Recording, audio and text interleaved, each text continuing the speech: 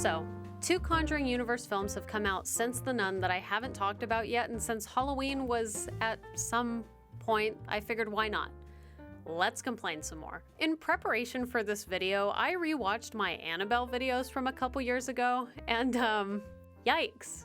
If you are someone who makes videos, I do not recommend watching your old stuff unless absolutely necessary. I know I'm my own worst critic, and I'm probably cringing way harder at them than other people are, but I had to resist changing those videos' descriptions to something like, if this is your first encounter with my channel, I promise I've improved. Please skip ahead, thank you.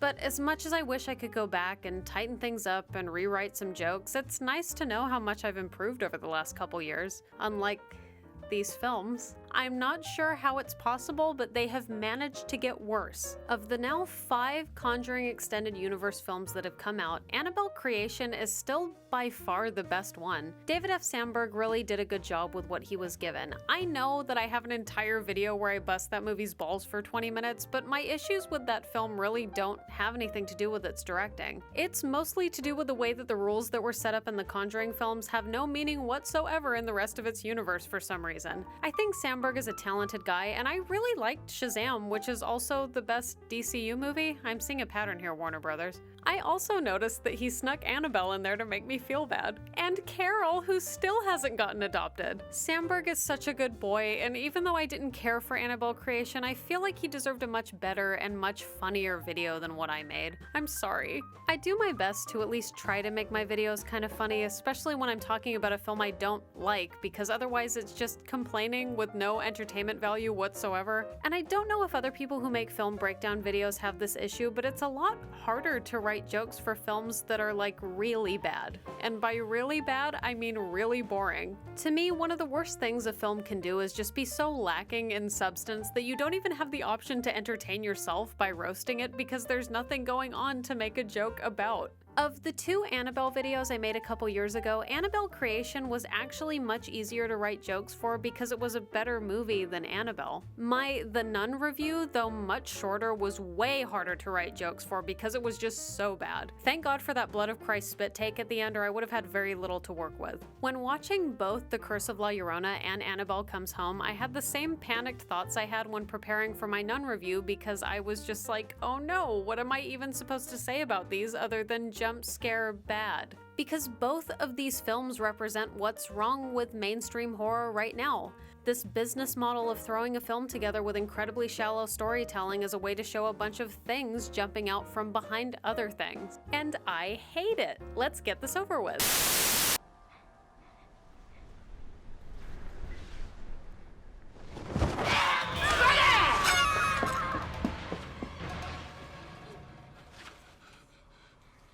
You're on camera.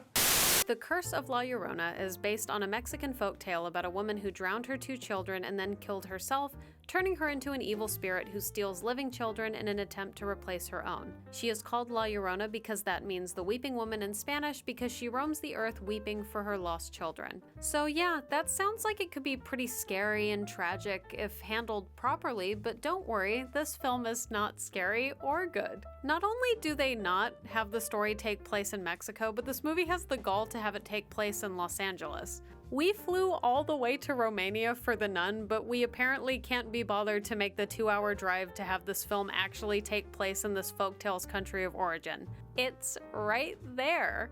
What really sucks is that there are some aspects of this story that could have made the film a lot more interesting if handled properly. Like, I like the concept of the main character for this being a social worker. The fact that she investigates cases of child abuse could have been an interesting element to go alongside the story of this ghost who cursed herself by murdering her own children. Linda Cardellini is a very good actor and manages to do a good job considering what she was given to work with. The kids actually aren't bad either. It's kind of a waste. There were a couple of points in this film when she is investigating the initial case of child abuse and when La Llorona starts leaving marks on her own children, so the tables kind of get turned and she's being investigated for child abuse, where I was like, oh, okay, you might have something here, but then they just don't do anything with it. Any deeper themes would just get in the way of the jump scare parade, I guess. So if you haven't seen this film, you might be thinking, what on earth does this have to do with the Conjuring universe? Almost nothing. except the priest from Annabelle 1 is in it, which would have been fine if it was for the purpose of having him redeem himself in some way, since Annabelle whooped his ass all the way to the hospital last time we saw him. But no, he's simply there to explain who La Llorona is and vaguely refer to his experience with the Annabelle doll. He's in the movie for like 5 minutes before suggesting the main character just go get help from someone else. So yeah, this film is about as loosely tacked on to the Conjuring universe as Shazam is. The only two things about this film that assure the viewer that it is in fact a part of that universe is the fact that Annabelle makes an appearance, and it's bad. The plot is basically that this social worker named Anna removes these two children from their home on the grounds that their mother is abusing them. But of course, it's La Llorona who's doing it, and the mother was actually trying to protect her kids, so by removing them from that protection, it allows La Llorona to kill them. The mom is super pissed at Anna and prays that La Llorona will go after Anna's two children, and La Llorona's like, sure, that sounds great, and proceeds to jump out at people for an hour until she gets stabbed with a crucifix, and I swear to God that's the entire movie. This film has a lot of the same issues as all the other ones as far as the scares being really formulaic, along with the ghost's behavior not making any sense. La Llorona has a real problem with doors. They are a real struggle for her. You're a ghost. Just get in the car.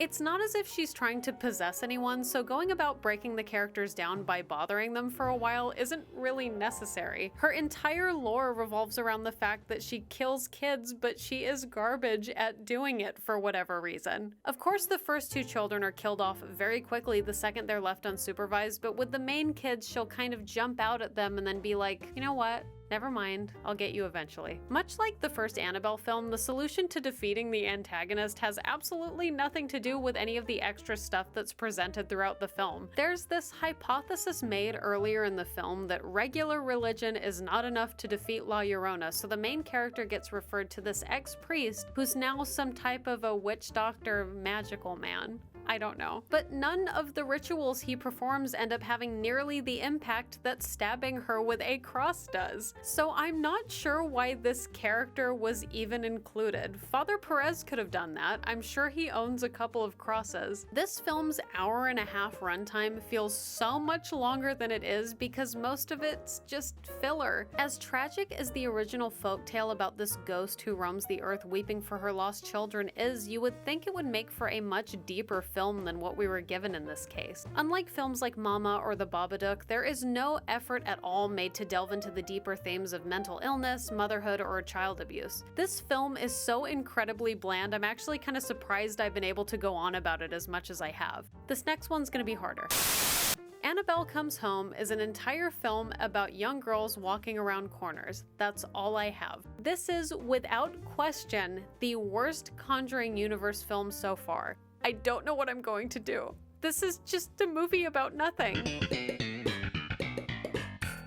don't know what it's like in there. All night long, things are creaking and cracking, and that red light is burning my brain. You look a little stressed. Oh, I'm stressed. Okay, so we start in the young nurses scene for the 100th time. Ed and Lorraine take the doll and their car breaks down next to a cemetery, and because Annabelle is there, all the ghosts get riled up, so Lorraine is like, oh no, she's like really bad. So when they get home, they put her behind chapel glass to keep her under control. Then Ed and Lorraine leave the film as fast as humanly possible. I think this film takes place in between the two Conjuring films because they already have that mirror box thing from the first one, and the daughter is a little younger than she is in the second one. This doesn't matter.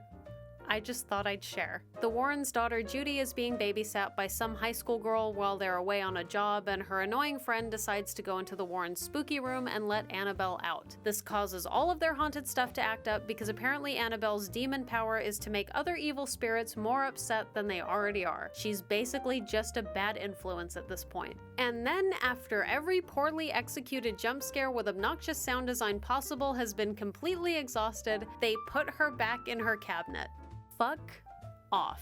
This entire film was just an excuse to utilize a bunch of the Warrens' haunted items for jump scares. What goes on in this film is so inconsequential and of absolutely no value to the overall Conjuring storyline that there is no reason for it to exist. Nobody dies, there are no real consequences whatsoever to Annabelle being let out aside from a group of children having a very spooky night. They try to tack on this weird subplot that also doesn't matter. Apparently the annoying friend's reasoning for going into the Warrens' ghost room is that she wants to contact her dead father who died in a car accident that was her fault, apparently. But at the end, Lorraine is like, I talked to your dad and he's not mad about you accidentally killing him, and she is like, oh good, I feel better now. And there's this other really weird part where the girls perform a secondhand exorcism with a projector. The projector has footage in it of Ed expelling a demon from somebody, and by playing this film, the girls managed to get rid of one of the ghosts that's been bothering them all night. It really messes with the entire idea of Ed and Lorraine having this room full of stuff that is supposedly so tainted that nobody can do anything about it aside from try to contain it. That ghost was defeated instantly by simply seeing footage of Ed performing an exorcism. He wasn't even talking to you. Imagine what would happen if he was actually there. Maybe you guys should perform an exorcism on this whole room and just be done with it, or at the very least have the stuff not 10 feet from where your daughter sleeps. Get a storage unit. Those are usually already haunted anyway. For something so chock full of ghosts, this movie has no soul whatsoever. Neither of them do, really, and it's pretty transparent that their purpose was just to make money from young adults looking for something to do. No story, just loud noises. I didn't see these two films right when they came out, so I played some catch up in the month of October, and it was awful because I was completely sober during both films. Listening to some podcasts while cleaning my house somehow convinced me not to drink for an entire month, and boy was that a huge mistake. I promised to never be sober during a Conjuring Extended Universe film ever again. And it looks like James Wan isn't directing The Conjuring 3, so I'm just gonna go ahead and pregame before that one as well. The Conjuring was good while it lasted, but I think it's just over now. And so is this video. These movies suck. Thank you for watching.